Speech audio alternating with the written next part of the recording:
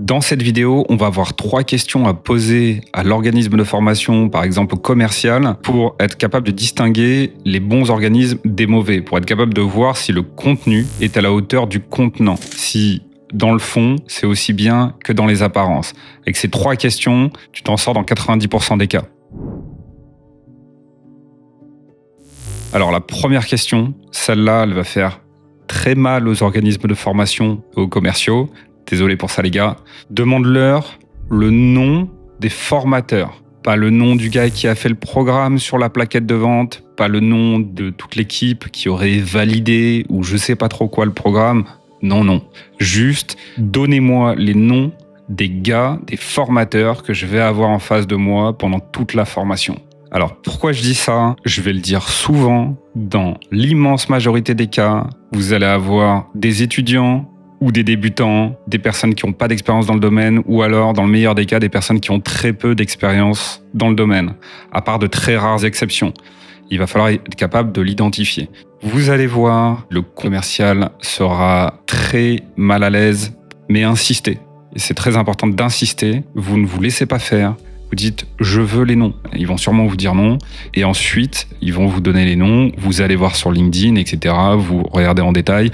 Vous allez regarder les expériences de la personne avant l'organisme de formation. Vous regardez généralement, vous allez aussi dans la section études. Généralement, ils viennent de finir les études ou ils n'ont pas encore fini les études ou ils sont en stage. Ok, c'est le grand classique. Une fois que tu as les noms, tu as regardé les profils sur LinkedIn, ils ont pu aussi raconter un petit peu n'importe quoi, mais tu te mets d'un côté les profils, de l'autre côté, tu te mets leurs plaquettes, leurs belles plaquettes de vente et tu regardes un petit peu les noms. Ils vont te mettre un truc du style nos programmes ont été concoctés par les meilleurs. Ok, donc c'est un élément de langage. Dans notre cerveau, on se dit sur le coup, on va avoir ce genre de prof en face. Ok, bon, bah c'est l'occasion de le vérifier. Et surtout à la fin, tu dis à la personne, ok, vous me dites que c'est ces personnes-là. Est-ce que vous serez d'accord pour l'indiquer dans le contrat de formation? Donc, pour être bien sûr qu'il n'y ait pas une embrouille, qu'il n'y ait pas un gag par la suite. Ok? Alors, avant de passer à la seconde et à la troisième question, si tu veux plus de contenu comme ça, pense à bien liker et abonne-toi à la chaîne. Autre chose par rapport à cette première question de demander le nom exact des formateurs quand vous avez les commerciaux au téléphone. Le seul problème avec ça, c'est que je pense que rapidement, comme tout le monde va le faire, ils vont commencer à se dire « Ok, c'est un vrai problème, les équipes commerciales et marketing, elles passent leur temps à réfléchir à ça. Ok, on a une nouvelle objection, les gars nous demandent le nom des formateurs, faut qu'on fasse un truc. » Il y a plein d'organismes aussi qui vont embellir les LinkedIn, etc. Bon, bref, on verra bien. D'ailleurs, si vous posez ce genre de questions à un commercial et en fonction des réponses, n'hésitez pas à mettre un commentaire en dessous et à commenter sous cette vidéo. D'ailleurs, j'en profite pour vous dire aussi, n'hésitez pas à poser toutes vos questions sur le domaine. On sélectionnera des questions et j'y répondrai en vidéo. Le deuxième truc à demander, c'est de demander des contacts parmi, par exemple, le dernier groupe d'élèves qui a fini ou qui est en train de finir ou qui est en cours sur la formation. Tu lui dis, est-ce que je peux avoir la liste des apprenants actuels ou du dernier groupe d'apprenants? Et surtout, tu lui dis, est-ce que je peux en choisir un ou 2 au hasard et le contacter pour lui poser des questions sur là où il en est et sur ce qu'il a pensé en fait de l'organisme de formation. S'il dit non, c'est mauvais signe, c'est très mauvais signe, et s'il dit oui, c'est peut-être un bon organisme de formation. Mais c'est super important que tu lui demandes de choisir au hasard parmi la liste. S'il accepte de te donner des contacts que tu lui as demandé, tu contactes ces personnes et tu leur poses plein de questions. Tu te prépares 5-10 questions et tu essaies d'avoir une discussion intelligente et d'essayer de comprendre comment la personne a trouvé l'organisme de formation et de creuser un petit peu à quoi ressemblait un petit peu la formation. Ça te permet quoi de poser cette question? Ça te permet de savoir déjà ce que les profils pensent de la formation, mais aussi où en sont les profils après l'organisme de formation. Ça te permet de voir au-delà de ce qu'ils racontent sur la plaquette de vente, où ils vont dire « Nos anciens travaillent chez Google, Boston Consulting Group, LVMH » et j'en passe et des plus belles.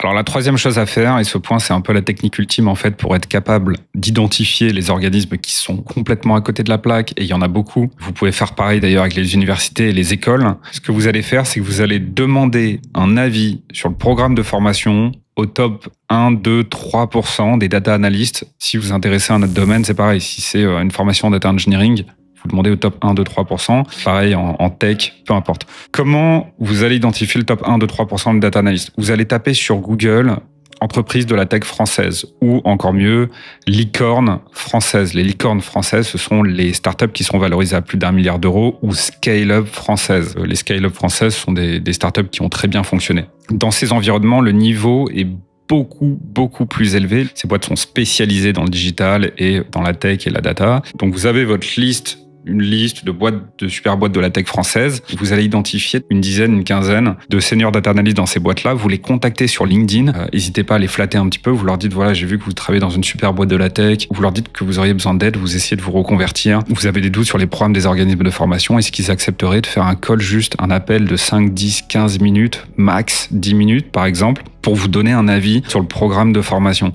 Ce sont des pros du domaine, par contre, mais pas des pros de la formation, donc il ne faut pas faire une religion de tout ce qu'ils disent. Mais en gros, vous essayez d'en contacter quelques-uns et vous allez voir ressortir un avis concorde. Vous contactez des gars de ces boîtes-là, vous leur montrez les programmes et vous discutez un petit peu rapidement avec eux des programmes. Alors, je vous préviens, vous allez souvent tomber de haut. Souvent, vous allez constater que vous avez choisi les organismes, vous avez l'impression qu'ils sont les plus reconnus, entre guillemets, et vous avez choisi ceux, en fait, qui ont le plus gros marketing et le commercial. Ne vous jugez pas, c'est la puissance du marketing, hein. Le marketing, c'est la psychologie appliquée à la vente. C'est humain, il y a des personnes très intelligentes qui partent dans la mauvaise direction, et c'est complètement OK. Là aussi, le programme de formation, ça permet surtout d'identifier les organismes qui sont complètement à côté de la plaque, parce que faire un bon programme de formation, si vous voulez, c'est le niveau 1 sur 100 du travail de l'organisme de formation normalement. Mais comme ça va vous permettre d'écarter un organisme peut-être que vous avez en tête et vous constatez en fait que le programme de la formation, il y a 95% du truc à jeter à la poubelle ou 80%. Alors je rappelle pourquoi c'est très grave d'avoir des programmes de formation avec des trucs inutiles, même un peu, parce qu'en fait, ça disperse votre énergie sur 40 000 trucs. C'est ça qui vous empêche de monter vraiment en compétences sur les compétences cœur, et c'est pour ça que la plupart du temps, les gens sortent avec un catalogue d'introduction sur 7 ou 8 ou 10 ou 15 compétences. Les gars sortent au niveau 0,2 sur 15 compétences. Et après, malheureusement, ils s'étonnent que les entreprises ne leur répondent pas. Alors, pourquoi je dis qu'il faut contacter ces gens-là? Je le redis, c'est parce qu'en fait, il faut contacter des gens qui ont un niveau de recul considérable sur le domaine. Et dans ces boîtes-là, il y a les meilleurs profils de très loin, les meilleurs méthodos de travail. Donc, il faut contacter en priorité ces gens-là. Alors, maintenant qu'on a vu les 3 points à vérifier avec l'organisme de formation, ton objectif va être de trouver un organisme qui coche les 3 points. Un seul, c'est loin d'être suffisant. 2, c'est toujours pas suffisant. Vraiment, il faut un organisme qui coche les 3 points. Alors, je récapitule les 3 points rapidement. Donc, demande le nom des formateurs que tu auras devant toi, au-delà de la plaquette de formation. Tu leur demandes aussi, est-ce que je peux contacter des élèves du dernier groupe d'apprenants? Et tu demandes, est-ce que je peux en contacter au hasard, à partir d'une liste que vous pouvez montrer par exemple. Ça, pourquoi c'est important? Ça vous permet de vérifier si les personnes sont vraiment satisfaits et ça vous permet de vérifier la réalité de là où sont ces profils-là par rapport à ce qu'ils annoncent sur leur plaquette de vente. Est-ce qu'ils sont chez Google? Non, je rigole.